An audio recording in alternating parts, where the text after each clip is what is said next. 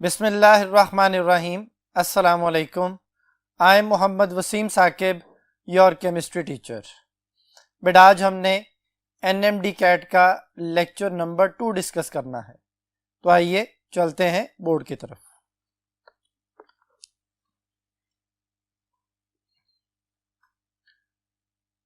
जी students, बेटा आज के लेक्चर में हमने जो चीज़ें डिस्कस करनी है उनमें सबसे पहले नंबर पे अल्केन्स के बारे में डिस्कशन करेंगे, फिर अल्कीन्स के बारे में डिस्कशन करेंगे और फिर हम जो है ना वो बेंजीन से रिलेटेड एरोमेटिक हाइड्रोकार्बन्स के बारे में डिस्कशन करेंगे।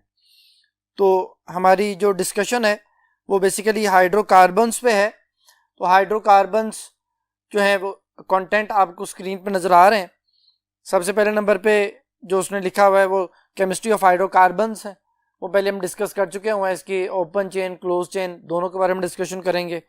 अल्केन्स के रिएक्शंस हैं, अल्कीन्स की प्रिपरेशन, अल्कीन्स के रिएक्शंस है बेटा। इसी तरह जो है वो बेंजीन की प्रॉपर्टीज है, स्ट्रक्चर है और उसके रेजोनेंस एनर्जी और स्टेबिलिटी के बारे में इंफॉर्मेशन होगी। Reactivity of benzene with alkanes और अल्कीन्स के साथ उसका जो कंपैरिजन है उसमें हम डिस्कशन करेंगे। एडिशन रिएक्शन बेंजीन के उनके बारे में डिस्कशन होगी। ये सारी स्लाइड्स आपके सामने जो है वो आ रही हैं। तो इसमें बेंजीन की जो एडिशन रिएक्शन है जिनमें बेंजीन और मिथाइल बेंजीन वगैरह उनके मैकेनिज्म, जो इलेक्ट्रोफिलिक सब्स्टिट्यूशन मैकेनिज्म है बेंजीन का, उसके बारे में डिस्कशन करेंगे। और sulphonation, halogenation, nitration, alkylation, acylation वगैरह के मैकेनिज्म जो कि इलेक्ट्रोफिलिक सब्स्टिट्यूशन ऑफ बेंजीन है उसके बारे में डिस्कशन करेंगे बेटा। और जो बेंजीन की जो इलेक्ट्रोफिलिक सब्स्टिट्यूशन के बाद पोजीशन के हवाले से ओरिएंटेशन है उसके बारे में डिस्कशन करेंगे। तो स्टार्ट करते हैं बेटा। सबसे पहले हम जानते हैं कि भाई हाइड्रोकार्बन्स क्या है। ये दो चीज़ों का जो है ना वो कंपाउंड है, हाइड्रोजन और कार्बन। अब वो जो है ना उसको आगे कैटेगरीज में डिवाइड किया जाता है। तो हम देखते हैं बोर्ड की तरफ। हाइड्रोकार्बन बेटा, अगर carbon to carbon single bonds वाला कंपाउंड है तो उसे सैचुरेटेड हाइड्रोकार्बन कहा जाएगा और उस फैमिली को अल्केन्स कहा जाता है। अल्केन का जनरल फार्मूला CnH2n+2 होता है, यानी जितने कार्बन उसका डबल +2 हाइड्रोजन्स। फिर दूसरी कैटेगरी है अनसैचुरेटेड हाइड्रोकार्बन। अनसैचुरेटेड हाइड्रोकार्बन में carbon to carbon double bond और ट्रिपल बॉन्ड दोनों आ जाते हैं। इसमें अल्कीन्स और अल्काइंस आते हैं। अल्कीन्स का जनरल फार्मूला CnH2n होता है और अल्काइंस का फार्मूला CnH2n-2 होता है। तो ये तो हो गया इनकी क्लासिफिकेशन अल्केन और अल्कीन अल्काइन के हवाले से। अब नेक्स्ट जो कॉन्सेप्ट है वो है अल्केन्स के रिएक्शंस का। अल्केन के रिएक्शंस में बेटा फ्री रेडिकल का वर्ड जो है वो आता है, और फ्री रेडिकल कैसे बनते हैं उसका क्या कॉन्सेप्ट है उसके बारे में यहाँ पे मैंने कुछ बातें लिखी हैं। तो फिशन से हम बात शुरू करेंगे। फिशन का मतलब है बॉन्ड ब्रेकिंग, टूटना, किसी भी चीज का टूटना। जैसे आप न्यूक्लियर फिशन पढ़ते हैं, वो न्यूक्लियस का टूटना है।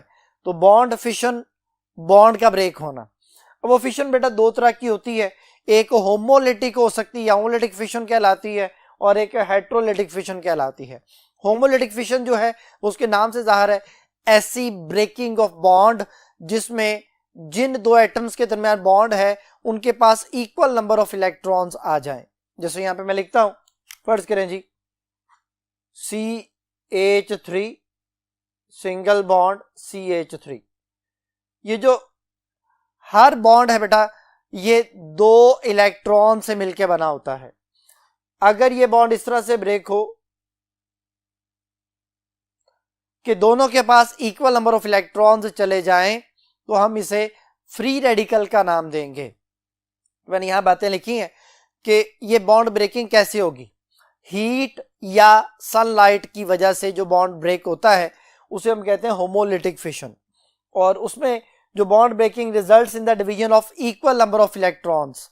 दोनों एटम के पास इक्वल इलेक्ट्रॉन चले जाएंगे, और जब इक्वल इलेक्ट्रॉन आ जाएंगे तो यहां पे लिख रहा हूं CH3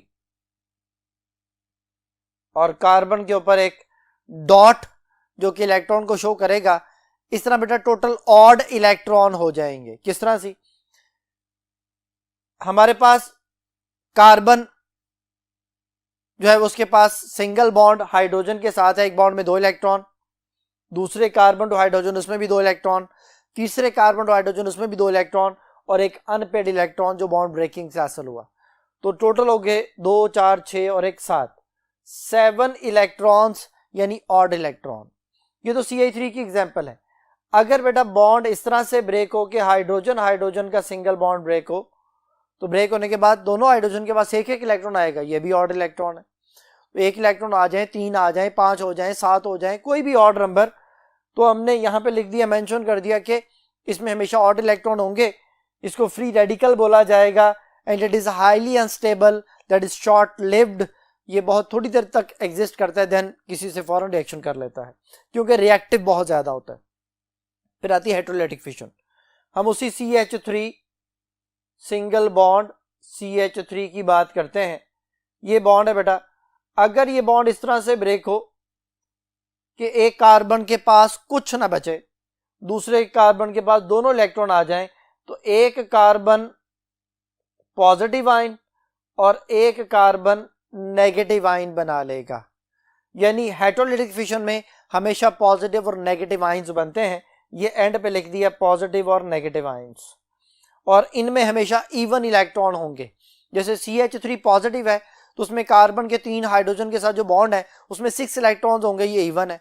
जो CH3 नेगेटिव है उसमें कार्बन टू हाइड्रोजन 3 बॉन्ड है, उसमें 6 इलेक्ट्रॉन हुए, और जो नेगेटिव है वो नेगेटिव कैसे आया था, वो बेटा ये दोनों इलेक्ट्रॉन जो बॉन्ड के थे वो उस कार्बन के पास चले गए थे, 2 इलेक्ट्रॉन ये जब ऐड हुए तो ये टोटल 8 इलेक्ट्रॉन हो जाएंगे। तो इस तरह इस CH3 नेगेटिव के पास 8 इलेक्ट्रॉन और CH3 पॉजिटिव के पास 6 इलेक्ट्रॉन, दोनों के पास जो है ना वो इवन इलेक्ट्रॉन आ जाएंगे। तो इवन इलेक्ट्रॉन यहाँ पे लिख दिया कि 8 या 6 डिपेंडिंग अपॉन वो पॉजिटिव आयन है या नेगेटिव आयन है। ये बेटा काम पोलर सॉल्वेंट के अंदर होता है, लाइक वाटर, वाटर के अंदर ही आयोनाइजेशन इस तरह से प्रोड्यूस होती है। और इस बॉन्ड ब्रेकिंग के नतीजे में अनइक्वल इलेक्ट्रॉन्स हैं, कुछ एटम्स के पास ज्यादा इलेक्ट्रॉन और कुछ एटम के पास कम इलेक्ट्रॉन। जिनके पास ज्यादा इलेक्ट्रॉन जाएंगे वो नेगेटिव आयन बन जाएंगे, जो इलेक्ट्रॉन से महरूम हो जाएंगे, डेफिशिएंसी ऑफ इलेक्ट्रॉन हो जाएगी, वो पॉजिटिव आयंस बना लेंगे। तो ये जो हमारे पास कॉन्सेप्ट आ गया पॉजिटिव आयन और नेगेटिव आयंस का कॉन्सेप्ट आ गया कि वो कैसे बनते हैं। तो होमोलिटिक फिशन के नतीजे में हमेशा फ्री रेडिकल्स बनते हैं, हेटेरोलाइटिक फिशन के नतीजे में हमेशा पॉजिटिव और नेगेटिव आयंस बनते हैं। तो अब हम इनकी ऑर्डर ऑफ रिएक्टिविटी को देखते हैं और उसमें एक ट्रिक जो ना समझते हैं कि जिसकी मदद से हम इनकी रिएक्टिविटी को समझ सकते हैं। तो देखिएगा बेटा, ये मैंने ऑर्डर ऑफ रिएक्टिविटी लिखा है यहाँ पे, CH3 मिथाइल फ्री रेडिकल हम इसे कहते हैं कि कार्बन के साथ सिर्फ 3 हाइड्रोजन है और एक उसके ऊपर फ्री रेडिकल है, that is methyl free radical. ये सबसे ज्यादा रिएक्टिव है, यानी ये हमारे पास डिक्रीजिंग ऑर्डर ऑफ रिएक्टिविटी है।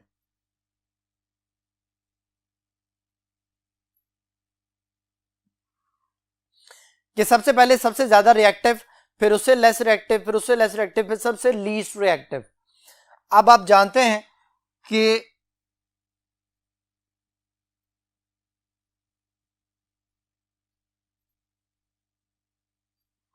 रिएक्टिविटी और स्टेबिलिटी एक दूसरे के इनवर्सली प्रोपोर्शनल होती है। जो चीज ज्यादा रिएक्टिव होगी वो लीस्ट स्टेबल होगी। यानी मिथाइल जो फ्री रेडिकल है वो सबसे ज्यादा रिएक्टिव है तो वो लीस्ट स्टेबल है, उससे ज्यादा। फिर प्राइमरी फ्री रेडिकल आ जाएगा, ये प्राइमरी रेडिकल आ गया। इसके बाद सेकेंडरी रेडिकल आ गया, यानी जिस कार्बन के ऊपर फ्री रेडिकल है वो डायरेक्टली अगर एक कार्बन से जुड़ा है तो प्राइमरी, अगर वो डायरेक्टली किसी कार्बन से नहीं जुड़ा तो उसे नर्सरी बोला जाता है। लेकिन नर्सरी का वर्ड सिर्फ अल्कोहल वाले चैप्टर में हमारी बुक में मेंशन किया गया है, तो मैं इसे मिथाइल फ्री रेडिकल ही कहूंगा।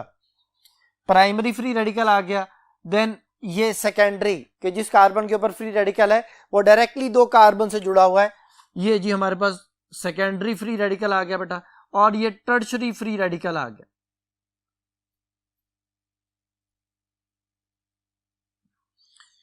तो ये उनका ऑर्डर ऑफ रिएक्टिविटी आ गया बेटा हमारे पास कि सबसे ज्यादा रिएक्टिव मिथाइल और सबसे लीस्ट रिएक्टिव जो है वो टर्शरी फ्री रेडिकल। इसका मतलब है सबसे ज्यादा स्टेबल जो रेडिकल होगा वो टर्शरी फ्री रेडिकल होगा। सेम यही ऑर्डर ऑफ रिएक्टिविटी बेटा कार्बोकैटाइन का भी होता है, यानी पॉजिटिव आयन का भी यही ऑर्डर है। यानी जिस बच्चे को फ्री रेडिकल का कॉन्सेप्ट याद है उसको पॉजिटिव आयन वाला कॉन्सेप्ट भी याद है। यानी मिथाइल जो कार्बोकैटाइन है वो सबसे ज्यादा जो है वो रिएक्टिव है, अनस्टेबल है। उसके बाद प्राइमरी, फिर सेकेंडरी एंड देन टर्शरी।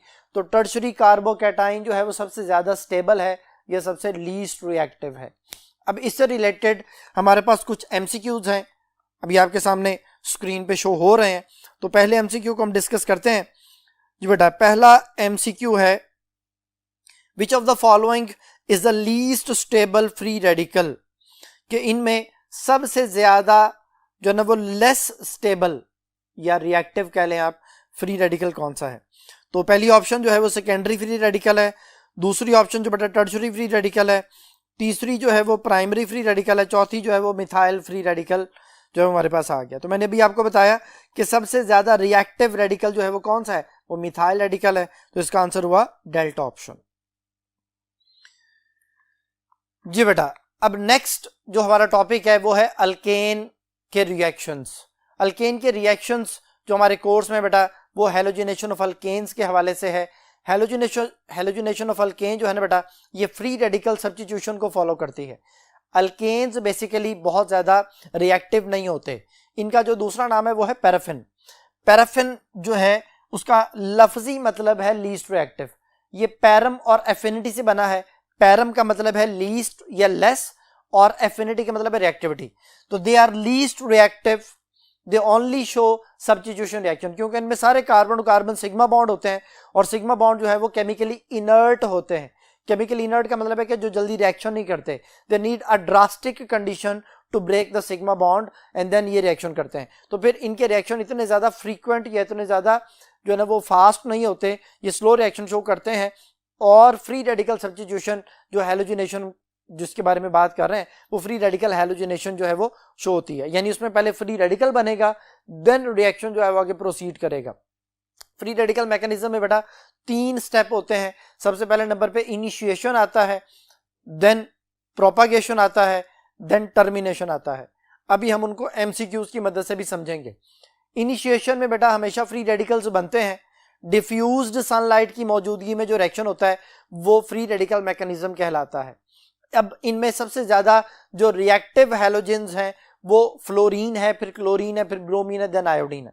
तो देखते हैं जी, फोटोकेमिकल रिएक्शंस हैं। डिफ्यूज्ड सनलाइट की मौजूदगी में रिएक्शन होता है। फोटोकेमिकल का मतलब है लाइट बेस्ड रिएक्शन, यानी लाइट की गैर मौजूदगी में रिएक्शन नहीं होगा। लेकिन फ्लोरीन वाहद जो है वो हैलोजन है जो डार्कनेस में भी अल्केन्स के साथ रिएक्शन करता है और बहुत ज्यादा एक्सप्लोसिव रिएक्शन शो करता है। यानी फ्लोरीन डार्कनेस में भी एक्सप्लोसिव रिएक्शन और सनलाइट की मौजूदगी में भी एक्सप्लोसिव रिएक्शन। तो फ्लोरीन सबसे ज्यादा रिएक्टिव है, इसलिए उसका रिएक्शन जो है वो आमतौर पे जो है उसमें लैब वगैरह में प्रोड्यूस नहीं किया जाता, यानी उसकी जो अल्काइल फ्लोराइड्स हैं वो जल्दी प्रोड्यूस नहीं किए जाते क्योंकि वो हाईली रिएक्टिव है। ऑर्डर ऑफ रिएक्टिविटी की बात की जाए, जैसे मैंने अभी बात की कि फ्लोरीन सबसे ज्यादा रिएक्टिव है। क्लोरीन डार्कनेस में रिएक्शन शो नहीं करता और ब्राइट सनलाइट में एक्सप्लोसिव रिएक्शन शो करता है। तो फिर डिफ्यूज्ड सनलाइट में जो रिएक्शन होगा उसे ही फ्री रेडिकल सब्स्टिट्यूशन रिएक्शन का नाम दिया जाएगा, और उसी के नतीजे में हमारे पास जो है वो हेलो सब्स्टिट्यूटेड हाइड्रोकार्बन्स बनते हैं। यानी पहले एक हाइड्रोजन की जगह पे हेलोजन आ जाता है, फिर दूसरे हाइड्रोजन की जगह पे हेलोजन आ जाता है, फिर तीसरे हाइड्रोजन की जगह पे जो है ना वो हेलोजन आ जाता है, and up to so on, जब तक सारे हाइड्रोजन हेलोजन के साथ रिप्लेस ना हो जाए रिएक्शन स्टॉप नहीं होता। तो क्लोरीन डार्कनेस में रिएक्शन शो नहीं कर रहा, लेकिन ब्राइट सनलाइट में एक्सप्लोसिव रिएक्शन और डिफ्यूज सनलाइट में हाइड्रोकार्बन्स के जो सब्स्टिट्यूशन रिएक्शन है वो प्रोडक्ट में हासिल होते हैं। ब्रोमीन भी ऐसा ही है बेटा। आयोडीन के साथ जो है ना वो रिवर्सिबल रिएक्शन होता है, और रिवर्सिबल रिएक्शन की वजह से iodine very slow reaction show करता है। तो फिर हम ये कहते हैं कि alkyl iodides can not prepare directly. यहां पे लिख दिया मैंने, alkyl iodides can not prepare directly. ये जो है ना वो रिएक्शंस के हवाले से हमारे पास कॉन्सेप्ट आ गया। अब हम इससे रिलेटेड कुछ एमसीक्यूज जो हैं उनको डील करते हैं। देखते हैं जी, पहले नंबर पे जो एमसीक्यू बेटा आपके सामने है, alkanes are known as paraffins यानी least reactive, which of the following is not cause of their least reactivity. कहता कौन सी इसकी कॉज नहीं है इनके लेस रिएक्टिव होने की। तो पहले नंबर पे in sigma bond electrons are very tightly held between the nuclei. मैंने अभी बताया कि सिग्मा बॉन्ड जो है वो केमिकली इनर्ट होते हैं। इनमें दो जो ना न्यूक्लियस के दरमियान, न्यूक्लियाई के दरमियान जो बॉन्ड है या इलेक्ट्रॉन्स है वो टाइटली हेल्ड होते हैं और उनको सेपरेट करना, उनको अलग करना आसान काम नहीं है, वो need a very high energy to break them, इसलिए दे आर लीस्ट रिएक्टिव। जी बेटा बीटा ऑप्शन है electronegativity difference between carbon and hydrogen in alkane is less than 0.5। जी बेटा अल्केन्स में इलेक्ट्रोनेगेटिविटी का डिफरेंस 0.5 से कम होता है। इट मींस जिन चीजों में इलेक्ट्रोनेगेटिविटी का डिफरेंस 0.5 से कम होता है वो नॉन पोलर होती हैं। तो alkanes are non polar, non polar mean कोई पोल्स नहीं है तो जल्दी रिएक्शन भी नहीं करेंगे, ये भी उसकी रीजन है लीस्ट रिएक्टिव होने की। और फिर they can act as a electrophile और न्यूक्लियोफाइल। इलेक्ट्रोफाइल बेटा वो होता है जिसके ऊपर पॉजिटिव चार्ज हो और न्यूक्लियोफाइल वो होता है जिसके ऊपर नेगेटिव चार्ज हो। अभी हम बीटा ऑप्शन में कह रहे हैं कि इनके ऊपर कोई चार्ज नहीं होता, दे आर नॉन पोलर, तो फिर चार्ली ऑप्शन ठीक नहीं हो सकती। अगर बीटा ऑप्शन ठीक है तो चार्ली ऑप्शन इनकरेक्ट हो गई और यही इसकी कॉज नहीं है इनके लेस रिएक्टिव होने की, आंसर भी यही है। डेल्टा ऑप्शन देखते हैं, दे show non polarity of bond, वो मैं बता चुका हूं कि इलेक्ट्रोनेगेटिविटी का डिफरेंस 0.5 से कम होने की वजह से दे आर नॉन पोलर, तो फिर इस क्वेश्चन का आंसर हुआ चार्ली ऑप्शन। नेक्स्ट है the order of reactivity of halogens with alkanes is. Order of reactivity बेटा उसने पूछा है, मैंने भी आपके सामने बोर्ड पे लिखा था, तो इसका आंसर जो है वो क्या हुआ कि fluorine is more reactive than chlorine, is more reactive than bromine, is more reactive than iodine. तो ये वाला जो ऑर्डर है हमारा इंक्रीजिंग ऑर्डर जो बन रहा है यहाँ पे वो डेल्टा ऑप्शन बन रही है बेटा, जिसमें आयोडीन से ज्यादा रिएक्टिव है ब्रोमीन, ब्रोमीन से ज्यादा रिएक्टिव है क्लोरीन, क्लोरीन से ज्यादा रिएक्टिव है फ्लोरीन। तो इस क्वेश्चन का आंसर हुआ डेल्टा ऑप्शन। जी बेटा जी, अब नेक्स्ट जो है वो हम कॉन्सेप्ट को समझने के लिए नेक्स्ट बोर्ड की तरफ चलते हैं। जी स्टूडेंट्स, मैं यहाँ पे कुछ स्टेप्स लिख रहा हूं, फिर उनकी मदद से मैं आपको जो free radical halogenation of alkanes हैं उनके बारे में कुछ कॉन्सेप्ट क्लियर करूंगा, देन फिर हम उससे रिलेटेड एमसीक्यूज को सॉल्व करेंगे। तो देखें जी,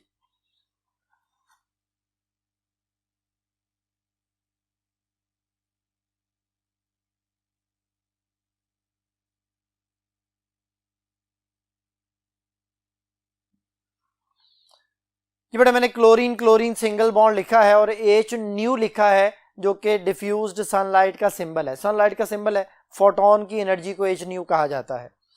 ये बॉन्ड जो क्लोरीन क्लोरीन के दरमियान है ये ब्रेक होता है और दो फ्री रेडिकल्स बनते हैं।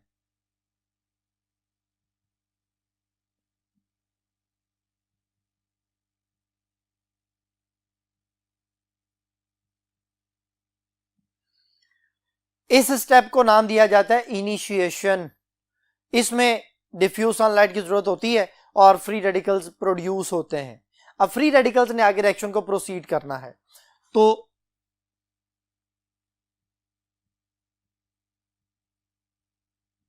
ये हमारे पास कोई अल्केन है लाइक मीथेन, एक फ्री रेडिकल आके उसके ऊपर अटैक करता है,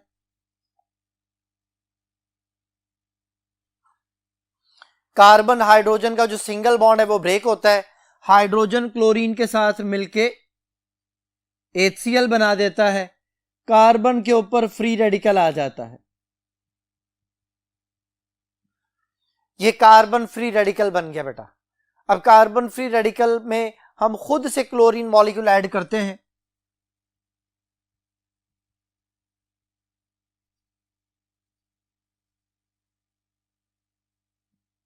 ये अटैक करता है, कार्बन जाके क्लोरीन मॉलिक्यूल पे अटैक करता है, क्लोरीन क्लोरीन सिंगल बॉन्ड को ब्रेक करता है, क्लोरीन को अपने साथ जोड़ लेता है।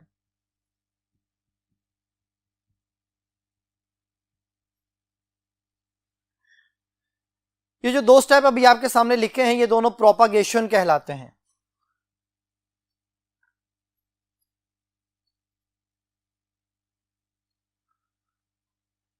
प्रोपागेशन में बेटा हमेशा कार्बन के ऊपर फ्री रेडिकल या क्लोरीन के ऊपर फ्री रेडिकल आएगा, कार्बन के ऊपर फ्री रेडिकल या क्लोरीन के ऊपर फ्री रेडिकल। रिएक्शन यहां स्टॉप नहीं होता, ये जो प्रोडक्ट बना है ये दोबारा से लिखा जाता है, यानी वो क्या करता है क्लोरीन दूसरे हाइड्रोजन पर अटैक कर देता है। जब क्लोरीन दूसरे हाइड्रोजन पर अटैक करता है तो फिर कार्बन फ्री रेडिकल बन जाता है, फिर वो कार्बन फ्री रेडिकल फिर क्लोरीन मॉलिक्यूल पर अटैक करता है। इस तरह बारी बारी कार्बन से हाइड्रोजन उतरते जाते हैं और उनकी जगह पर आके क्लोरीन या हाइड्रोजन आके जुड़ते चले जाते हैं। ये प्रोपागेशन है जो तब तक चलेगा जब तक कार्बन से सारे हाइड्रोजन सेपरेट ना हो जाएं, और at the end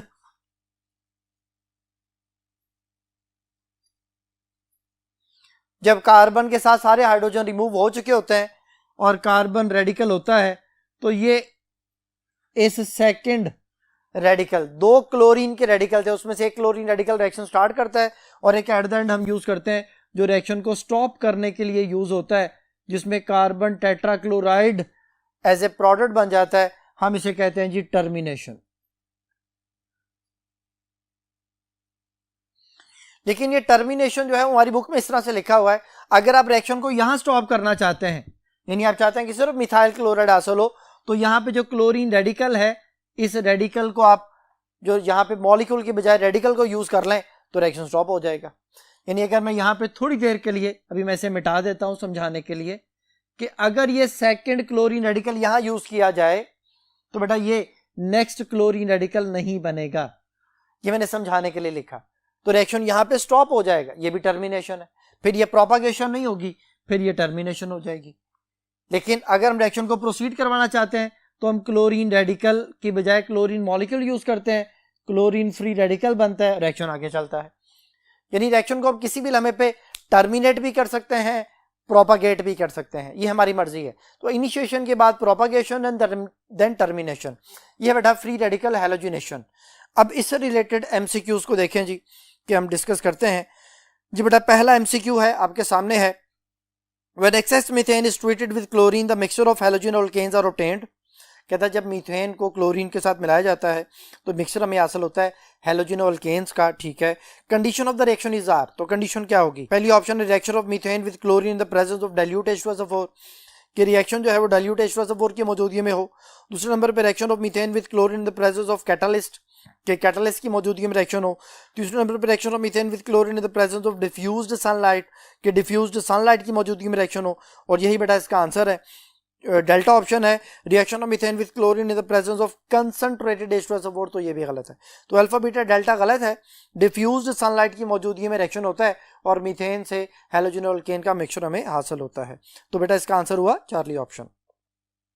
next question, on the chlorination of methane in the presence of diffused sunlight a mixture of products are obtained. कहता है जब मीथेन की क्लोरीनेशन होती है डिफ्यूज सनलाइट की मौजूदगी में तो एक मिक्सचर हमें हासिल होता है। Which of the following is termination step, तो कहता है कौन सा टर्मिनेशन है? मैंने भी आपको पढ़ाया, देखें पहली ऑप्शन में क्लोरीन मॉलिक्यूल ब्रेक हुआ है और क्लोरीन फ्री रेडिकल बना, ये इनिशिएशन है। जो बीटा ऑप्शन है जिसमें मीथेन के ऊपर क्लोरीन रेडिकल अटैक करता है, ये बेटा प्रोपागेशन है। चार्ली ऑप्शन में दो जो है ना वो रेडिकल्स हैं जो मिलके आप एक हमारे पास जो है वो हेलो अल्केन्स बना रहे हैं, क्लोरो अल्केन बना रहे हैं, ये है टर्मिनेशन। और जो डेल्टा है उसमें methyl free radical chlorine molecule पर अटैक करता है और कार्बन रेडिकल क्लोरीन रेडिकल बनता है, क्लोरीन रेडिकल बनता है और प्लस मिथाइल क्लोराइड बनता है, तो ये भी प्रोपागेशन है। तो अल्फा इनिशिएशन, बीटा और डेल्टा प्रोपागेशन और चार्ली ऑप्शन जो है वो इसका आंसर हो गया टर्मिनेशन का। तो उसने हमसे यही पूछा था कि कौन सा टर्मिनेशन है, तो चार्ली आंसर है जी। नेक्स्ट है बेटा, विच one of the following is a propagation step in the reaction between the methane and chlorine. कहते हैं कौन सा प्रोपागेशन रिएक्शन है मीथेन और क्लोरीन की रिएक्शन में? पहले नंबर पे देखिए methane plus chlorine positive ion लिखा हुआ है, तो ये तो बेटा फ्री रेडिकल सब्स्टिट्यूशन का हिस्सा ही नहीं है, तो पहली ऑप्शन तो वैसे ही छोड़ दें आप। दूसरी ऑप्शन है मीथेन प्लस क्लोरीन रेडिकल और आगे मिथाइल रेडिकल प्लस HCl। तीसरे नंबर पे अगेन जो है वो methane plus chlorine positive ion है, ये भी ऑप्शन कैटेगरी से बाहर, यानी अल्फा और चार्ली में पॉजिटिव आयन आ गए हैं, ये ऑप्शंस कंसिडर ही नहीं करनी। बीटा और डेल्टा में आंसर है बेटा। अब बीटा ऑप्शन में कार्बन के ऊपर रेडिकल और डेल्टा ऑप्शन में देखें मीथेन प्लस क्लोरीन रेडिकल में methyl chloride plus hydrogen radical, तो बेटा प्रोपागेशन स्टेप में हाइड्रोजन रेडिकल नहीं बनता, या कार्बन रेडिकल बनता है या क्लोरीन रेडिकल बनता है, हेलोजन रेडिकल बनता है। तो फिर डेल्टा ऑप्शन में हाइड्रोजन रेडिकल होने की वजह से वो भी ऑप्शन जो है वो कैटेगरी से बाहर, तो फिर ये एक ही ऑप्शन रहेगी, दैट इज बीटा ऑप्शन, और यही बेटा इसका आंसर है। नेक्स्ट क्वेश्चन है, what happen when 1 mole of ethane is mixed in the dark at room temperature with 6 moles of chlorine. कहता है अगर आप इथेन को डार्कनेस में 6 मोल्स ऑफ क्लोरीन के साथ मिलाते हैं तो क्या होगा? तो पहले नंबर पे है देयर इज नो रिएक्शन, दूसरे नंबर पे है कि ethyl chloride and HCl are formed, तीसरे नंबर पे trichloroethane and HCl are formed. Delta option है hexachloroethane and HCl are formed. बेटा डार्कनेस में क्लोरीन रिएक्शन नहीं करता, सो इसका आंसर हुआ देयर इज नो रिएक्शन। जी बेटा, अब नेक्स्ट जो टॉपिक है आपके सामने स्क्रीन पे नजर आ रहा है, that is nomenclature of alkane.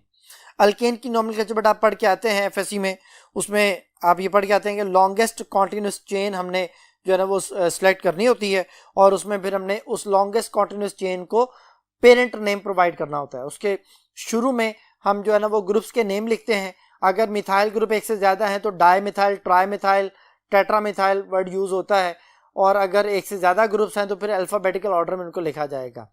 Numbering हमेशा उस एंड से स्टार्ट की जाएगी जिधर से ग्रुप को स्मॉलर नंबर मिले। तो हम देखते हैं कि हमारे पास यहाँ पे एमसीक्यू से हम समझते हैं कि किस तरह से इसका कॉन्सेप्ट है।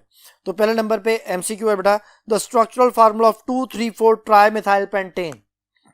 बेटा जब भी आपको नेम दिया जाएगा और आपने स्ट्रक्चर बनाना होगा तो आपने सबसे पहले एंड पे देखना है कि वो कौन सा अल्केन है। तो पेंटेन लिखा हुआ बेटा, pentane mean 5 carbon longest chain में होने चाहिए। तो आप देखें सारी ऑप्शंस में किस ऑप्शन में 5 कार्बन है। पहली ऑप्शन में देखें जी, एक CH3 से दूसरे CH3 का अगर काउंट किया जाए तो पहली ऑप्शन में भी 5 कार्बन है, दूसरी ऑप्शन में भी 5 कार्बन है, तीसरी ऑप्शन में भी 5 कार्बन है, चौथी ऑप्शन में भी 5 कार्बन है। अब हमने देखना है कि 2, 3, 4 के दूसरे नंबर पे मिथाइल है, तीसरे नंबर पे मिथाइल है, चौथे नंबर पे मिथाइल कहाँ पे है। तो पहली ऑप्शन में देखें आप 2 पे मिथाइल है, तीसरे नंबर पे मिथाइल है, चौथे नंबर पे मिथाइल है। तो बेटा यही इसका आंसर है। बीटा ऑप्शन जो है उसमें 2 पे 2 मिथाइल है, तो 2, 2, 4 ट्राई मिथाइल उसका नेम होगा। जो चार्ली ऑप्शन है उसमें 2 पे मिथाइल है और 3 पे 2 मिथाइल है, तो 2, 3, 3 ट्राई मिथाइल हो जाएगा। और जो हमारे पास डेल्टा ऑप्शन है इसमें अगर हम राइट साइड से नंबरिंग करें तो 2 पे 2 मिथाइल है और 3 पे 1 मिथाइल है, तो 2, 2, 3 ट्राई मिथाइल हो जाएगा। तो अभी 2, 3, 4 ट्राई मिथाइल की बात की थी, तो बेटा इसका आंसर हो गया alpha option. Next question, which of the following is the correct name of the alkane. कहता है अल्केन का करेक्ट नेम जो है वो क्या होगा।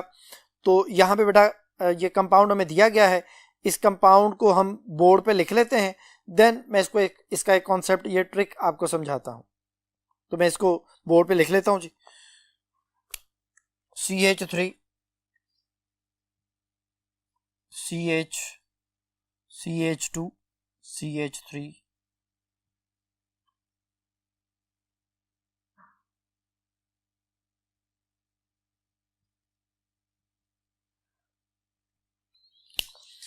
जी बेटा ये मैंने बोर्ड पे लिखा है। अब हम इसका नेम समझते हैं।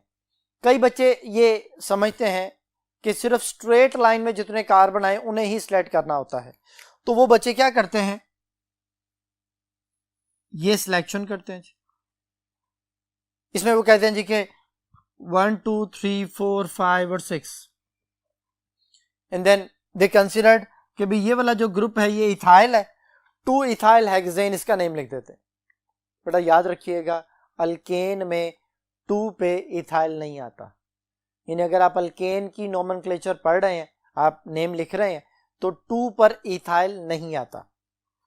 तो फिर वो 2 पे इथाइल अगर नहीं आता तो क्या होता है, ये देखें जी, इसकी सिलेक्शन कुछ इस तरह से होनी है।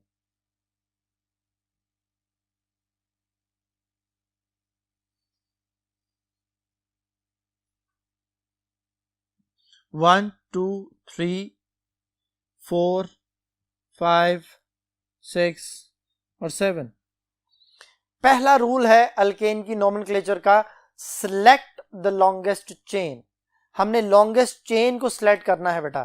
तो इस लॉन्गेस्ट चेन में अगर इस तरह से सिलेक्शन कर रहे हैं कोई बच्चे तो वो हेक्सेन बनाएंगे, और अगर देखें जी 1, 2, 3, 4, 5, 6, 7 दैट इज हेप्टेन। तो लॉन्गेस्ट चेन में 7 कार्बन है बेटा, और ये एज ए ग्रुप है। तो ये किस नंबर वाले कार्बन पे है, ये 3rd नंबर वाले कार्बन पे है। तो सबसे पहले हम पेरेंट नेम लिखते हैं, that is heptane, methyl heptane, और ये 3 पोजीशन पे है तो 3 मिथाइल हेप्टेन। ये है बेटा इसका एक ट्रिक कि 2 पे इथाइल नहीं आता, इथाइल कभी भी सेकंड या सेकंड लास्ट नंबर पे नहीं आ सकता अल्केन में। तो इस कॉन्सेप्ट के मुताबिक इसका जो नेम बना है वो बना है 3 मिथाइल हेप्टेन। तो ये अल्फा ऑप्शन में लिखा हुआ है और यही बेटा इसका आंसर है जी। बेटा नेक्स्ट क्वेश्चन के लिए हम नेक्स्ट बोर्ड की तरफ चलते हैं जी स्टूडेंट्स। बेटा एमसीक्यू है नोमेनक्लेचर का, अगेन नोमेनक्लेचर का एमसीक्यू है जी। The IUPAC name of the CH3CH के साथ आगे ब्रैकेट में C2H5 ये ग्रुप होता है बेटा, फिर आगे CH2 है, फिर कार्बन के साथ 2 मिथाइल है, ये भी ग्रुप है, और फिर CH3 है। तो हम इस स्ट्रक्चर को लिख लेते हैं, इसका नेम लिखेंगे, देन ऑप्शंस के साथ इसको मैच करेंगे। तो देखें जी, CH3 CH C2H5 CH2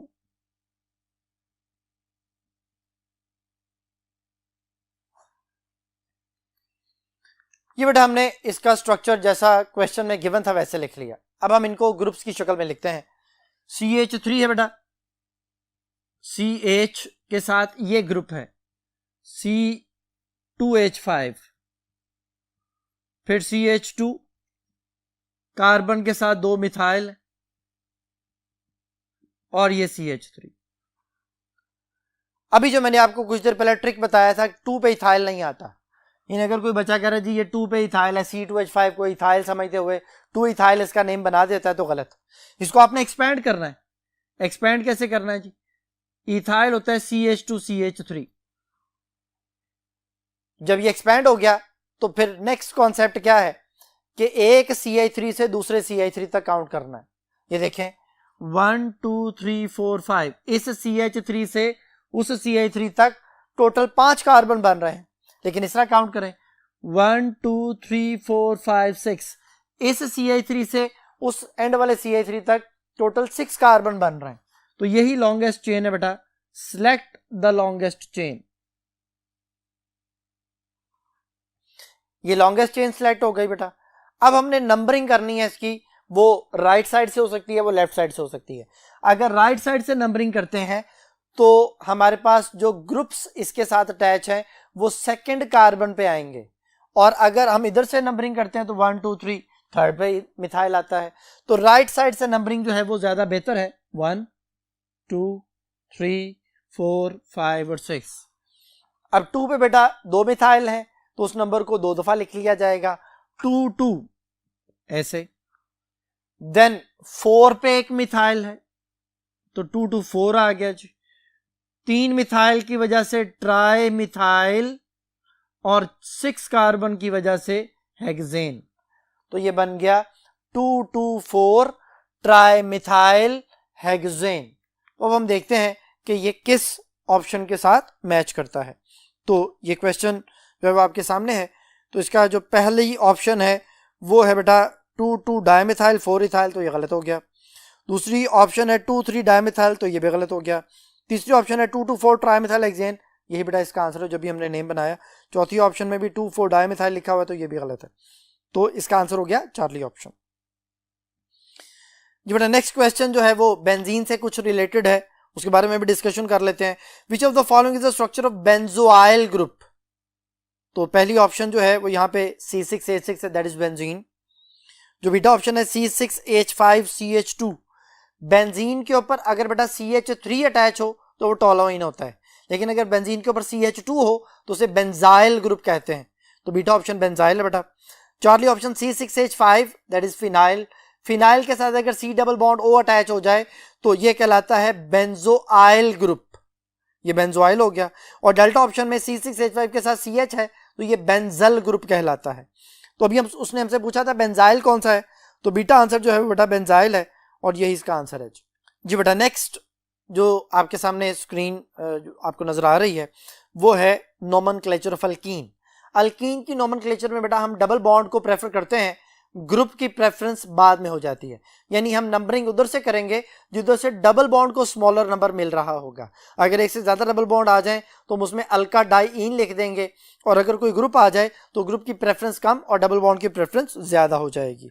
तो देखें जी, पहला एमसीक्यू बेटा आपके सामने है, consider the following structural formula, जिसमें ये स्ट्रक्चर आपके सामने है। इस स्ट्रक्चर में डबल बॉन्ड भी है और ग्रुप्स भी हैं, तो मैं एक स्ट्रक्चर लिख देता हूं, बाकी फिर हम डिस्कस करते हैं। तो ये CH3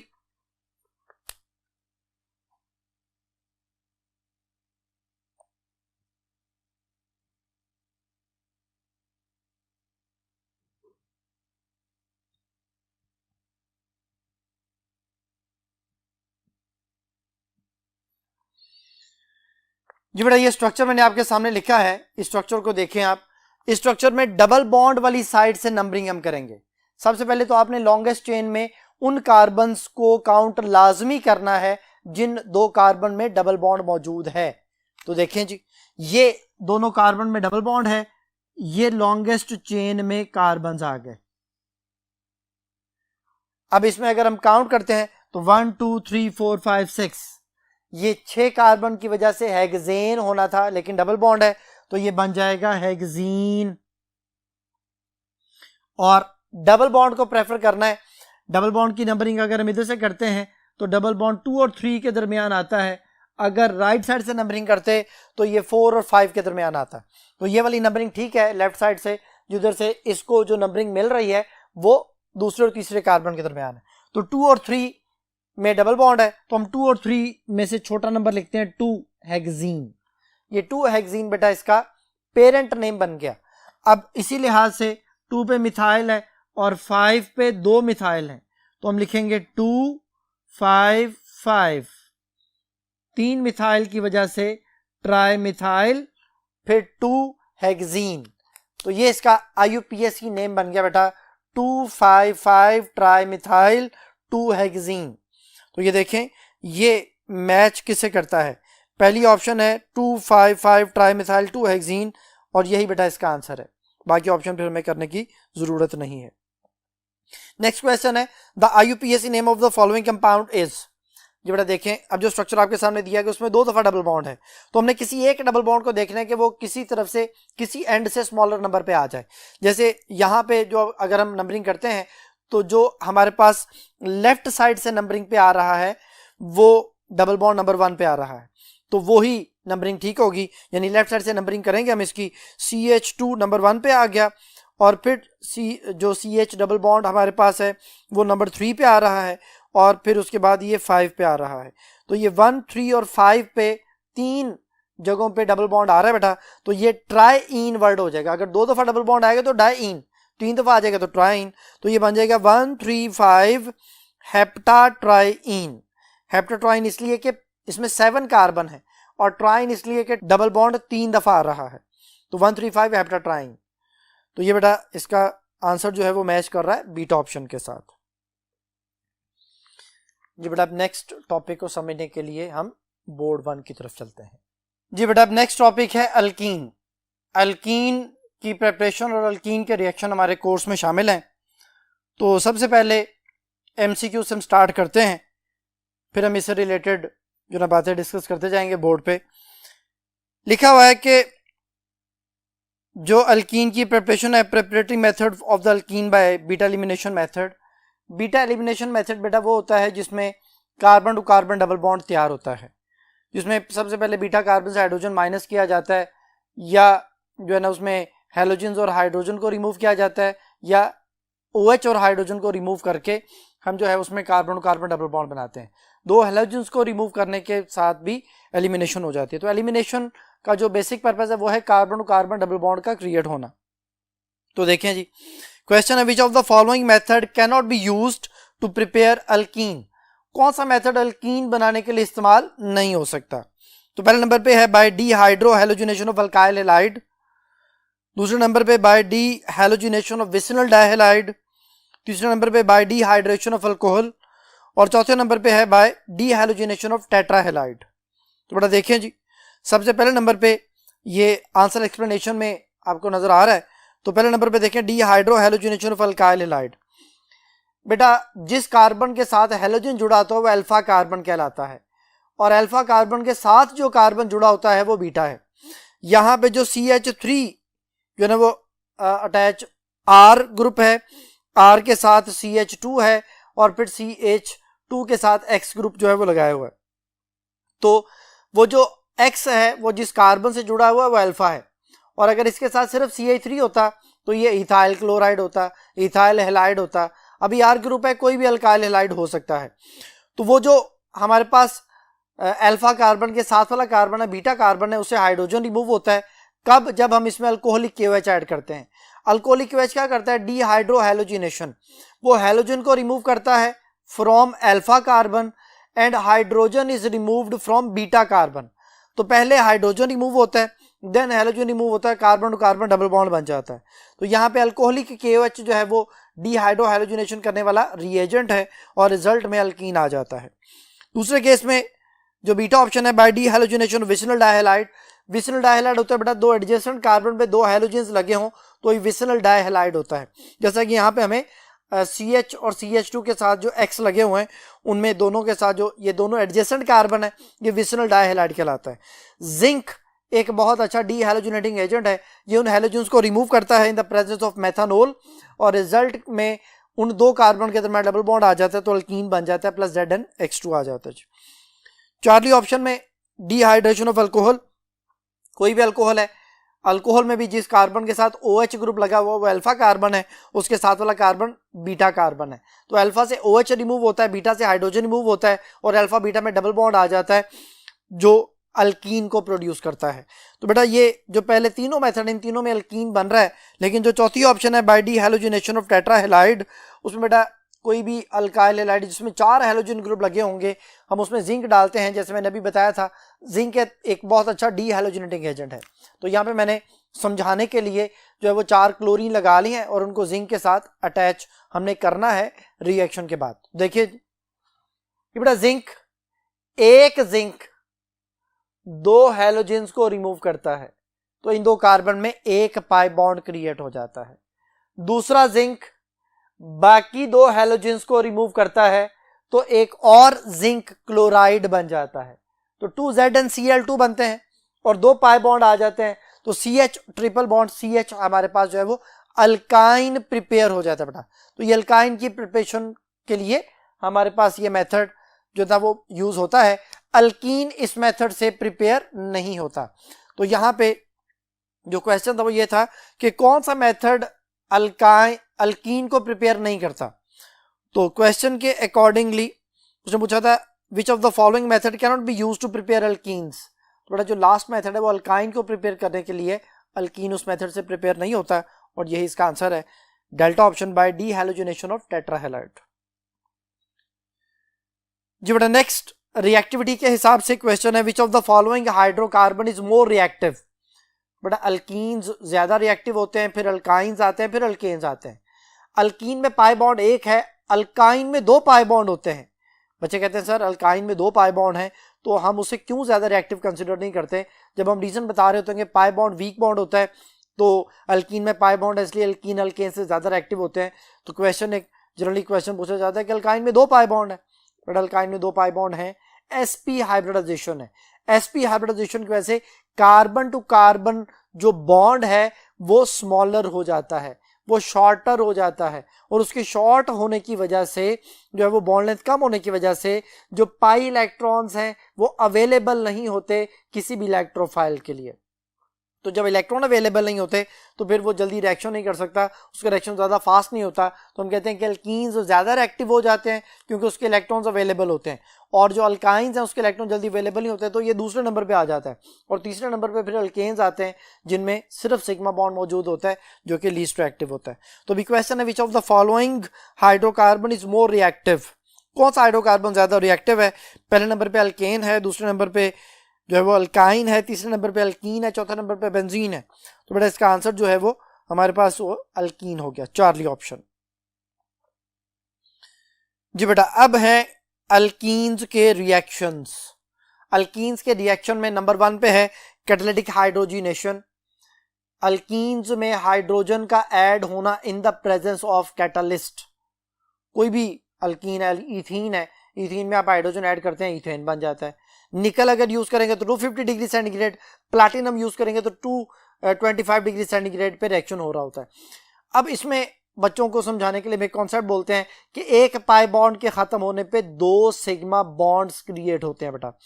तो कैटालिटिक हाइड्रोजिनेशन जो है वो 2 चीजों में इस्तेमाल होती है बेटा, ये क्वालिटेटिव एनालिसिस भी है और क्वांटिटेटिव एनालिसिस भी है। इसमें क्या होता है, इसमें बेटा जो क्वांटिटेटिव एनालिसिस उसमें तो हम क्वांटिटी फाइंड आउट करते हैं कि भाई कितने पाई बॉन्ड्स थे जो जिनको खत्म करने के लिए हम हाइड्रोजन उसमें ऐड कर रहे होते हैं, तो क्वांटिटी भी पता चल जाती है। और क्वालिटेटिव जब हम वेजिटेबल ऑयल से बनास्पति घी बना रहे होते हैं तो ये एज ए क्वालिटेटिव एनालिसिस एक डबल बॉन्ड या अनसैचुरेटेड कंपाउंड की आइडेंटिफिकेशन के लिए भी यूज होता है।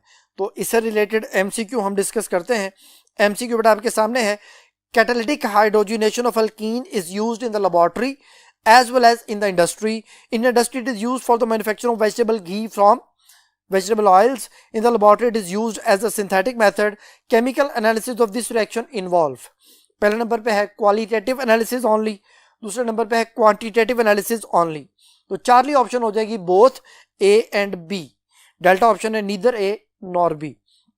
तो मेरे इसका आंसर होगा both A and B, क्योंकि ये क्वांटिटेटिव और क्वालिटेटिव दोनों एनालिसिस में इस्तेमाल होता है। अब नेक्स्ट जो हमारे पास रिएक्शन है वो है जो अल्कीन्स के रिएक्शन, उसमें हैलोजिनेशन आती है बेटा।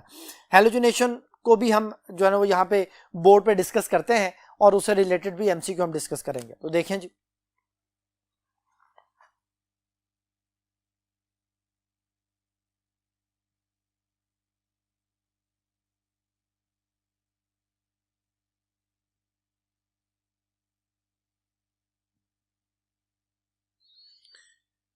जी बेटा ये रिएक्शन जो है जिसमें अल्कीन को ब्रोमीन से मिलाया जाता है या किसी भी हैलोजन से मिलाया जाए, तो वही कॉन्सेप्ट है, एक पाई बॉन्ड के खत्म होने से दो सिग्मा बॉन्ड बनेंगे, दोनों कार्बन्स के साथ आके ब्रोमीन अटैच हो जाएगा, तो ये विसनल डाइब्रोमाइड 1,2 डाइब्रोमोइथेन बन जाता है। अब इसमें जो मैकेनिज्म है वो दो स्टेप पे मुश्तमिल होता है बेटा। उस मैकेनिज्म में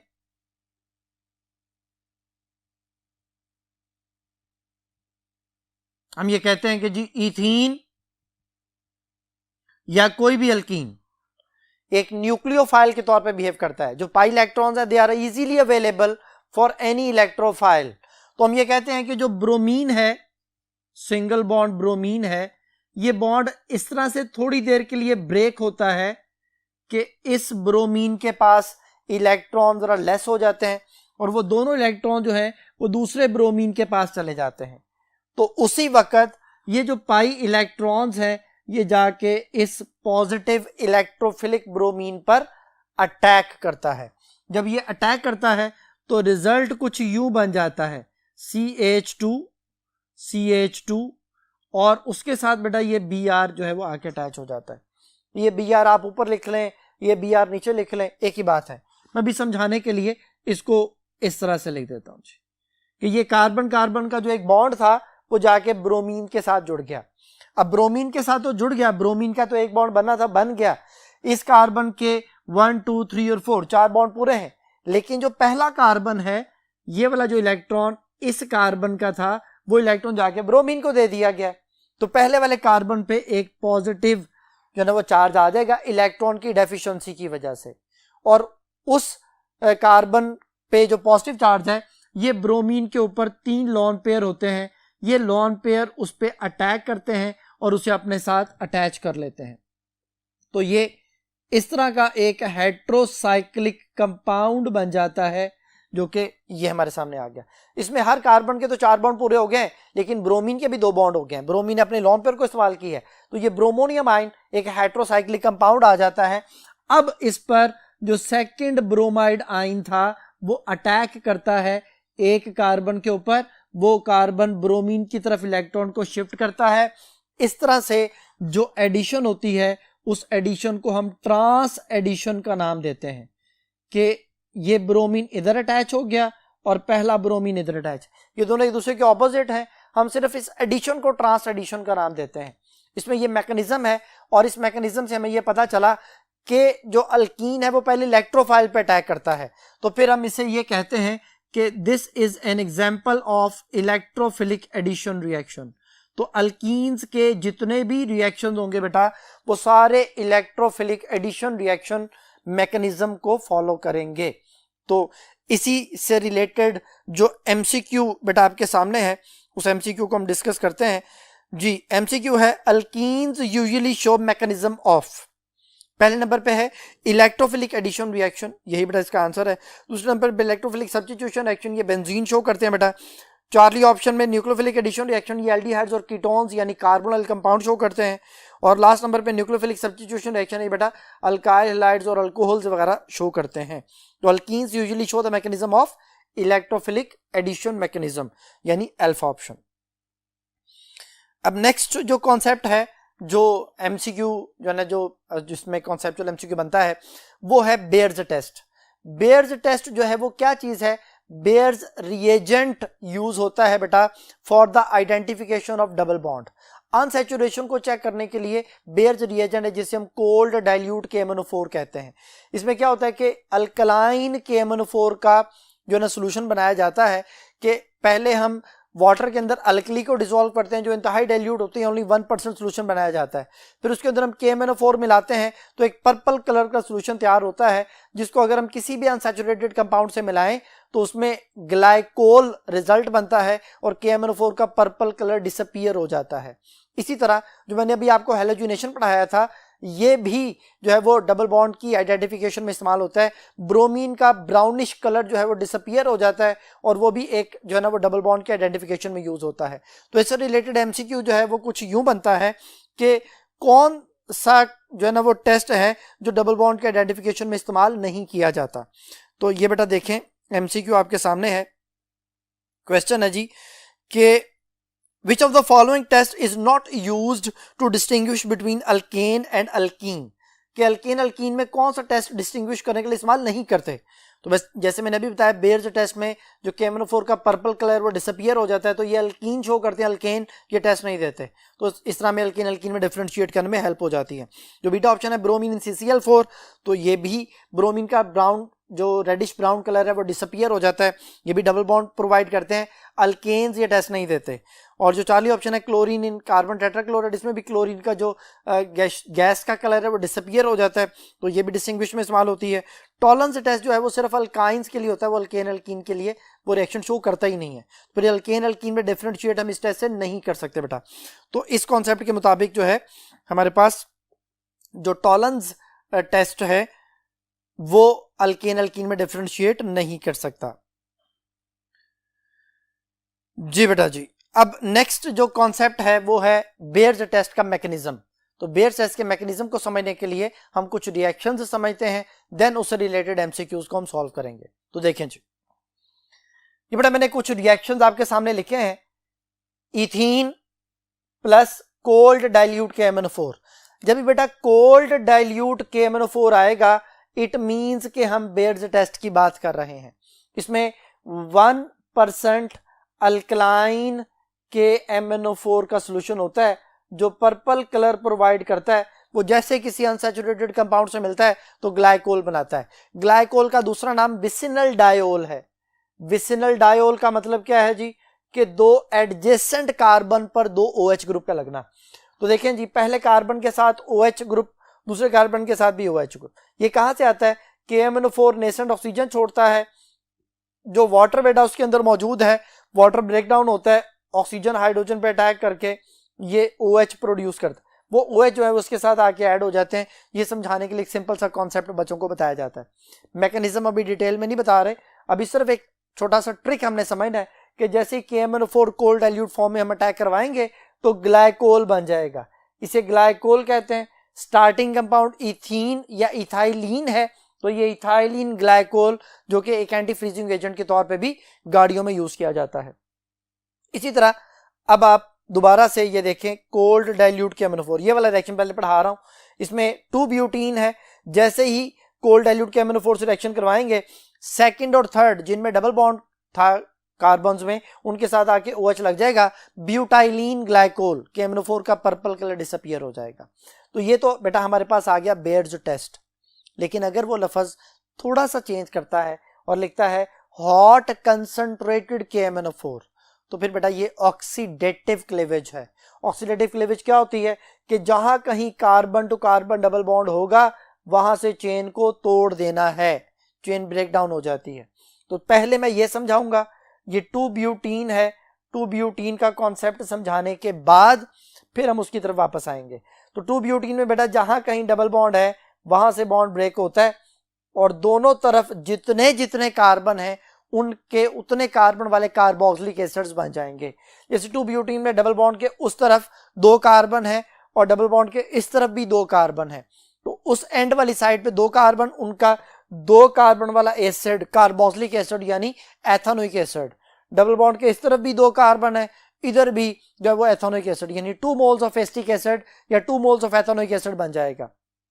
अगर मैं यहीं से आपसे क्वेश्चन एक पूछूं कि जी अगर हमारे पास CH3 CH double bond CH CH2 CH3 है और हम इसको हॉट कंसंट्रेटेड केमिनोफोर से मिलाते हैं, तो बेटा डबल बॉन्ड जहां से ब्रेक होगा उसके इस तरफ 2 कार्बन है एथेनोइक एसिड, और डबल बॉन्ड के इस तरफ 3 कार्बन है, उसे प्रोपानोइक एसिड जो है वो बन जाएगा। तो इस केस में 2 मोल्स ऑफ कार्बोक्सिलिक एसिड में एक एथेनोइक और एक propanoic, and up to so on इस तरह चलता जाएगा। लेकिन अगर डबल बॉन्ड के साथ CH2 अटैच है तो फिर बच्चे के जहन में आता है कि शायद फॉर्मिक एसिड बन जाएगा, क्योंकि CH2 का मतलब है कि वो एक कार्बन है, डबल बॉन्ड के उधर भी एक कार्बन, डबल बॉन्ड के इधर भी एक कार्बन। इथीन की एग्जांपल समझाने लगा तो बच्चा समझता है कि शायद 2 फॉर्मिक एसिड बन जाएंगे। बेटा फॉर्मिक एसिड नहीं बनते, उससे 2 मोल्स ऑफ कार्बन डाइऑक्साइड बन जाता है बेटा। तो 2 मोल्स ऑफ कार्बन डाइऑक्साइड और बाकी जो हाइड्रोजन है वो ऑक्सीजन को एक्सेप्ट करके वाटर बना लेते हैं। तो इस तरह बच्चे को फिर समझाने के लिए हम ये कहते हैं कि जब भी डबल बॉन्ड के साथ अटैच CH2 होगा उसका फॉर्मिक एसिड नहीं बनना। तो यहां पे दोनों तरफ ही CH2 अटैच था, इसलिए 2 कार्बन डाइऑक्साइड बन जाएंगे। अगर यहां पे हम इस तरह से लिख दें CH2 डबल बॉन्ड CH और CH3, ये बेटा 1 प्रोपीन लिखा है।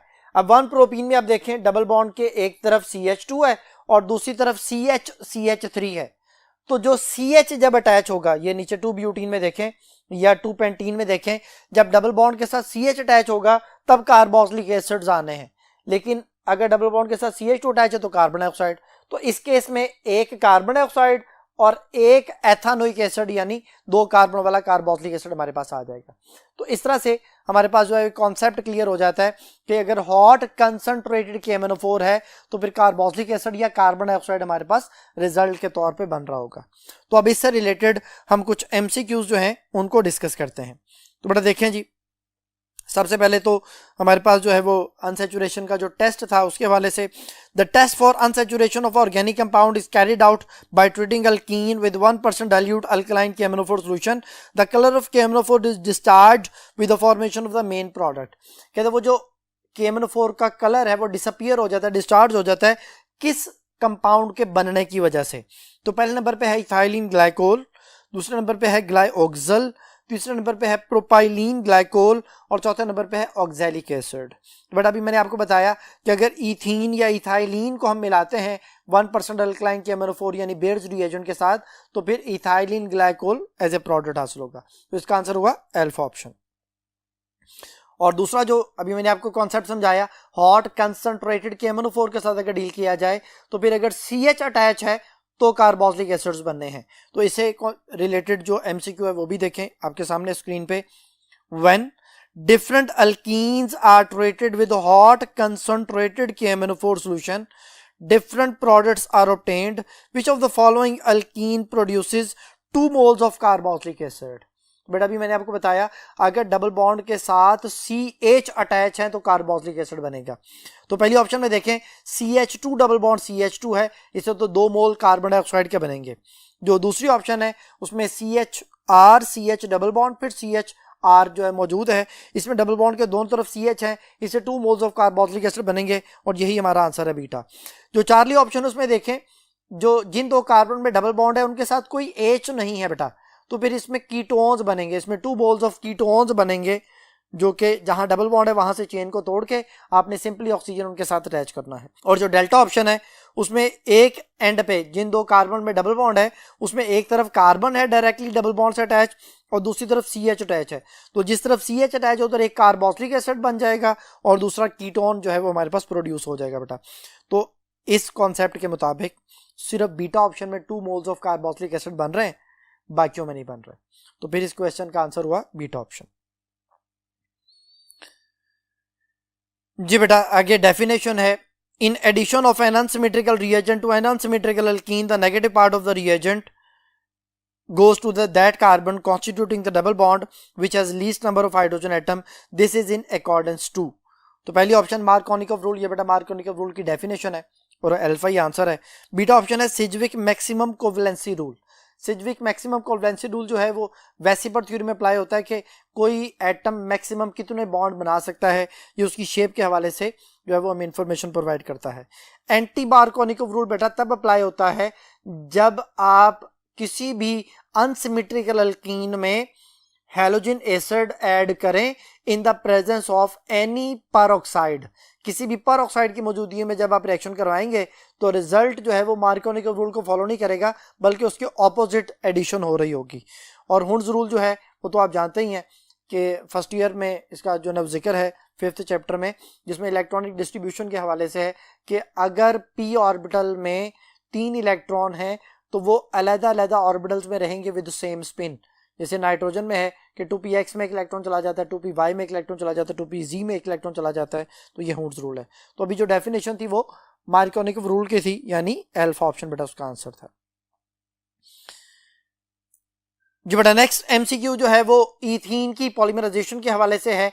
ईथीन का पॉलीमर पॉलीथीन बनता है, जिसके लिए जो कंडीशंस रिक्वायर्ड होती हैं वो 0.1% oxygen, 400 degree centigrade temperature, 100 atmospheric pressure और जीगलर नाटा कैटालिस्ट जो कि ट्राई इथाइल एल्यूमिनियम और टाइटेनियम क्लोराइड की मौजूदगी में रिएक्शन हो रहा होता है। उसमें उसने लिखा हुआ है बुक में कि बेटर क्वालिटी जो है वो पॉलीथीन हमें हासिल होती है। तो यहाँ पे क्वेश्चन है, क्वेश्चन आपके सामने बेटा, which of the following are optimum conditions in order to get maximum yield of polythene as a result of polymerization of ethene. कहते हैं हम कैसे मैक्सिमम जो है ना वो यील्ड हासिल कर सकते हैं पॉलीथीन की। पहले नंबर पे टेम्परेचर 400 डिग्री सेंटीग्रेड है बेटा, दूसरे नंबर पे प्रेशर 100 एटमॉस्फेरिक प्रेशर है, ट्रेसेस ऑफ ऑक्सीजन 0.1% ऑक्सीजन ये तीसरे नंबर पे है, और कैटालिस्ट ट्राइथाइल एल्यूमिनियम और टाइटेनियम क्लोराइड ये चौथे नंबर पे है। तो उसने पूछा था कि कौन सी कंडीशन जो है वो इसकी ऑप्टिमम कंडीशन जो है ना वो कहलाती हैं जिसमें हम ज्यादा बेहतर तौर पे इनको हासिल कर सकते हैं। तो बेटा ये सारी ही स्टेटमेंट्स ठीक हैं, तो फिर इसका आंसर होगा 1, 2, 3 एंड 4। तो इस क्वेश्चन का आंसर हुआ डेल्टा ऑप्शन जी बेटा जी। नेक्स्ट जो क्वेश्चन है वो अल्कीन का एक और रिएक्शन है। वो रिएक्शन है dehydration of alcohol to form an alkene is an example of dash reaction.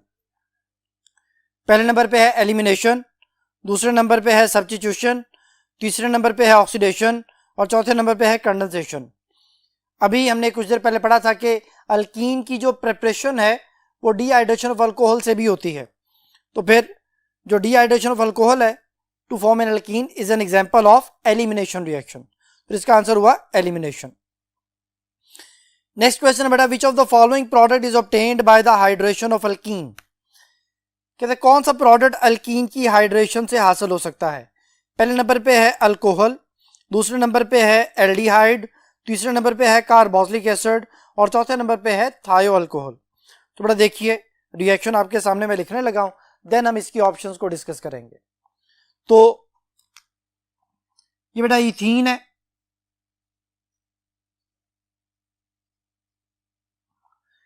इसमें वाटर ऐड होता है, हाइड्रेशन होती है इसकी, लेकिन इन द प्रेजेंस ऑफ H2SO4 होती है।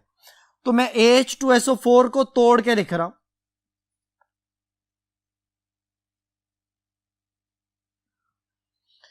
H2SO4 को मैंने इस तरह से लिख लिया HOSO3H, इसमें 2 हाइड्रोजन है, 1 सल्फर, 4 ऑक्सीजन है।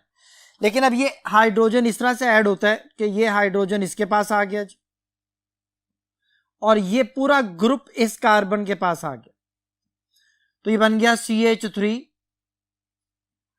एडिशन की वजह से पाई बॉन्ड खत्म हो गया, CH2OSO3H। इसका नाम है इथाइल सल्फोनेट। इथाइल सल्फोनेट में वाटर ऐड किया जाता है इन the presence of, water add किया जाता है एट हाई टेम्परेचर यानी 100 डिग्री सेंटीग्रेड, बॉइलिंग वाटर आप इसे कह लें। तब वाटर ब्रेक होता है बेटा और इथाइल सल्फोनेट भी ब्रेक होता है। इन दोनों की ब्रेकिंग से जो कंपाउंड बनता है ये OH जाके इथाइल ग्रुप से अटैच हो जाता है, तो CH3CH2OH प्लस ये जो बाकी HSO4 है ये हाइड्रोजन एक्सेप्ट करके H2SO4 बन जाता है।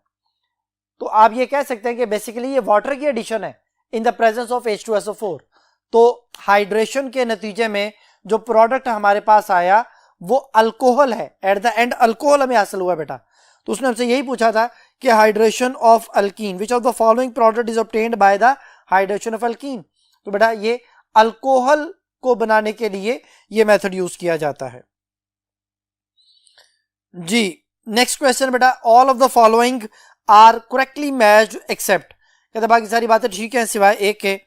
पहली ऑप्शन है reaction of ammoniacal cuprous chloride with alkyne. बेटा अल्कीन के साथ जो अमोनिकल क्यूप्रस क्लोराइड है वो रिएक्शन करता ही नहीं है। उसने आगे आइडेंटिफिकेशन प्रोडक्ट में लिखा हुआ है test to detect unsaturation reddish brown precipitates are obtained. तो बेटा ये अल्काइन का, वो वाले अल्काइन जो टर्मिनल अल्काइन है उनका ये टेस्ट है, ये अल्कीन का टेस्ट है ही नहीं। तो फिर ये पहली ऑप्शन ही गलत हो गई, ये करेक्टली मैच नहीं कर रही। जो बीटा ऑप्शन है bromine in CCl4 with alkyne, ये मैंने अभी आपको पढ़ाया था टेस्ट टू डिटेक्ट अनसैचुरेशन, ये अनसैचुरेशन को डिटेक्ट करने का एक टेस्ट हो गया जी हमारे पास। जो चार्ली ऑप्शन है ओजोनोलाइसिस ऑफ अल्कीन, जो ओजोनोलाइसिस है ये बेटा डबल बॉन्ड की पोजीशन को लोकेट करने के लिए इस्तेमाल किया जाता है। तो आगे लिखा हुआ to locate the double bond in alkenes, बिल्कुल सही है जी। और डेल्टा ऑप्शन है catalytic hydrogenation of vegetable oil, उसे आगे वेजिटेबल घी बनता है, ये भी बिल्कुल ठीक हो गया। तो बीटा चार्ली डेल्टा ये ठीक है, अल्फा बेटा करेक्टली मैच नहीं कर रहा और वही इसका आंसर है जी। ये बेटा नेक्स्ट क्वेश्चन को सॉल्व करने के लिए हम नेक्स्ट बोर्ड की तरफ चलते हैं जी स्टूडेंट्स। बेटा नेक्स्ट क्वेश्चन जो है वो कॉन्सेप्चुअल एमसीक्यू है और डिहाइड्रोहैलोजिनेशन का कॉन्सेप्ट है। क्वेश्चन है which one of the following alkyl halide does not involve beta elimination reaction dehydrohalogenation of alkyl halide when treated with alcoholic potassium hydroxide. कहते हैं कि कौन सा अल्काइल हैलाइड जो है वो बीटा एलिमिनेशन नहीं करेगा जब उनको अल्कोहलिक पोटाशियम हाइड्रोक्साइड के साथ ट्रीट किया जाए। तो यहाँ पे जो चार ऑप्शन हमें दी गई हैं मैं उन चारों को लिख लेता हूं और फिर हम इसके कॉन्सेप्ट की तरफ आते हैं। तो पहले नंबर पे जो है वो प्रोपाइल ब्रोमाइड है, CH3 CH2 CH2Br plus alcoholic KOH। अभी हम इसके प्रोडक्ट को भी डिस्कस करेंगे। सेकंड नंबर पे जो ऑप्शन है हमारे पास वो बड़ा दी गई है टर्शरी ब्यूटाइल ब्रोमाइड, ये टर्शरी ब्यूटाइल ब्रोमाइड आ गया जी, plus alcoholic KOH। Third number पे है isopropyl bromide, CH3 CH CH3Br alcoholic KOH। और लास्ट नंबर पे है नियोपेंटाइल ब्रोमाइड, ये आ गया जी नियोपेंटाइल ब्रोमाइड।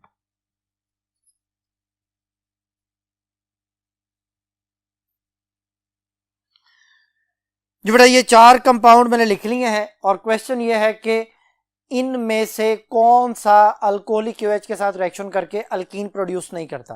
तो देखें जी अल्कोहलिक KOH का बेटा कॉन्सेप्ट ये है, बताया था मैंने पहले भी, कि अल्फा कार्बन से हैलोजन, बीटा कार्बन से हाइड्रोजन। ये बेटा अल्फा कार्बन है और ये बीटा कार्बन है। अल्फा कार्बन से हैलोजन माइनस एलिमिनेट हो गया, रिमूव हो गया, और बीटा कार्बन से हाइड्रोजन माइनस हो गया। तो CH3 CH double bond CH2 KBr plus water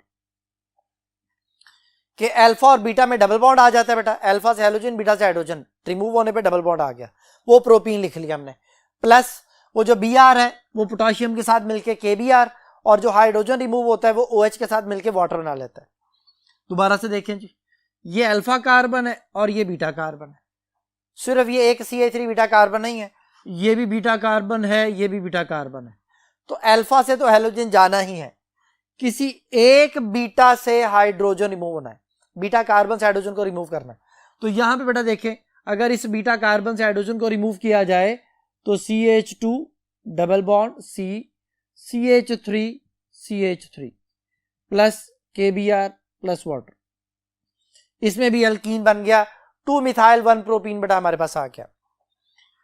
third वाले को देखें, ये अल्फा कार्बन है, ये भी बीटा कार्बन है, ये भी बीटा कार्बन है। अल्फा से हेलोजन ने रिमूव होना है अल्कोहलिक QH की वजह से, और बीटा से हाइड्रोजन, तो हम यहां से हाइड्रोजन को रिमूव करते हैं, CH2 डबल बॉन्ड CH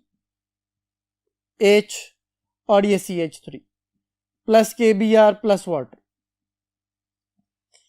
ये बेटा हमारे पास इस तीसरे केस में भी अल्कीन बन गया। तो ये पहले तीनों केसेस हैं जिनमें अल्कीन बन गया है, लेकिन लास्ट वाले केस को देखें, ये अल्फा कार्बन है जिसके साथ हेलोजन जुड़ा हुआ है, ये उसके साथ बीटा कार्बन है, और उस बीटा कार्बन के पास हाइड्रोजन नहीं है। बेटा अगर बीटा कार्बन के पास हाइड्रोजन नहीं होगा, रिएक्शन ही नहीं होगा। तो यहां पे no dehydrohalogenation, no reaction, reaction नहीं होगा, अल्कीन नहीं बनेगा, तो फिर इस केस में हमारे पास डिहाइड्रो हेलोजिनेशन नहीं हो सकती।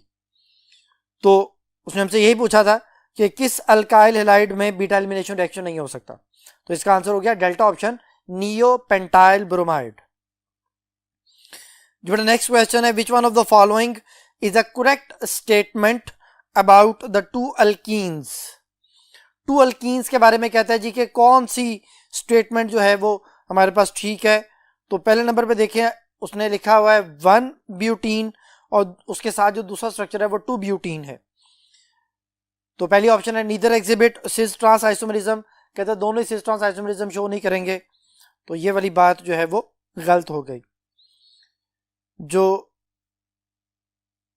1 अल्कीन्स होते हैं वो सिस ट्रांस शो नहीं करते, जो 2 अल्कीन्स होते हैं वो सिस ट्रांस शो करते हैं। उसने लिखा है नीदर एग्जिबिट, कोई भी सिस ट्रांस आइसोमरिज्म शो नहीं करेगा। तो हमने बताना था कि कौन सी करेक्ट है, तो पहली ऑप्शन तो इनकरेक्ट हो गई। दूसरी ऑप्शन है neither react with hydrogen to form butane, कहता है दोनों ही हाइड्रोजन से रिएक्ट करके ब्यूटेन ही बनाएंगे, जबकि दोनों ही हाइड्रोजन से रिएक्ट करके ब्यूटेन बना देते हैं, तो फिर ये वाली ऑप्शन भी गलत हो गई बेटा। जो तीसरी ऑप्शन है neither react with bromine to give 1,4 dibromobutane, तीसरे नंबर पे कहते हैं कि दोनों में से कोई एक भी ब्रोमीन से रिएक्ट करने के बाद 1,4 डाइब्रोमोब्यूटेन नहीं बनाता। तो ये सही है, जहां डबल बॉन्ड है वहां ब्रोमीन आके ऐड होना है। तो 1 ब्यूटीन में 1,2 डाइब्रोमोब्यूटेन बनेगा, 2 ब्यूटीन में 2,3 डाइब्रोमोब्यूटेन बनेगा, यानी दोनों केसेस में 1,4 डाइब्रोमोब्यूटेन नहीं बन सकता। तो ये वाली बात सही हो गई, ये करेक्ट स्टेटमेंट हो गई और यही इसका आंसर है। और डेल्टा ऑप्शन है neither may be oxidized by alkaline KMnO4 to a diol, कहते हैं अगर दोनों को आप उसे मिलाते हैं अल्कलाइन KMnO4 के साथ तो डायोल नहीं बनेगा। तो मैंने अभी पढ़ाया था आपको बेयर्स टेस्ट में कि जहां कहीं डबल बॉन्ड होगा वहां पे आगे 2 OH लग जाएंगे, डायोल बन जाएगा, विसिनल डायोल हम उसे कहते हैं, ग्लाइकोल भी कहा जाता है। तो दोनों ग्लाइकोल बना सकते हैं, वो ये कह रहा है कि नहीं बन सकता, तो ये भी गलत हो गया। तो अल्फा बीटा डेल्टा गलत है और करेक्ट स्टेटमेंट इसकी चार्ली ऑप्शन है बेटा, और यही बेटा इसका आंसर है। नेक्स्ट क्वेश्चन जो है वो अभी हम डिस्कस कर चुके हैं और उसमें हमने ये डिस्कस किया अल्कोहलिक QH के हवाले से। वो एक और MCQ बेटा आपके सामने है, when purely alcoholic solution of sodium potassium hydroxide and halogen alkanes are reacted to an alkene is formed, what is the mechanism of the reaction. बेटा इसमें चूंकि carbon to carbon double bond बन रहा होता है, तो मैंने भी आपको पढ़ाया था कि डबल बॉन्ड का बनना एलिमिनेशन होता है। तो पहले नंबर पे बीटा एलिमिनेशन है, यही इसका आंसर है बेटा। दूसरे नंबर पे डिहाइड्रेशन है, वाटर तो माइनस नहीं हो रहा यहाँ पे। डीब्रोमिनेशन, डीब्रोमिनेशन में 2 हैलोजन रिमूव होते हैं, 2 ब्रोमीन रिमूव होते हैं, जबकि यहाँ पे 1 हाइड्रोजन और 1 हैलोजन रिमूव होता है, तो ये भी आंसर नहीं बनता। और रिडक्शन ऑफ बेंजीन, बेंजीन तो है ही नहीं इसमें, तो ये भी आंसर नहीं बनता। तो फिर इस क्वेश्चन का आंसर हुआ अल्फा ऑप्शन। जी बेटा अब नेक्स्ट टॉपिक जो है वो हम नेक्स्ट लेक्चर में डिस्कस करेंगे। इसका जो बाकी पार्ट्स रह गए हैं उनको हम नेक्स्ट लेक्चर में डिस्कस करेंगे, जिसमें एरोमेटिक हाइड्रोकार्बन और अल्काइंस के बारे में डिस्कस होगी। तो तब तक के लिए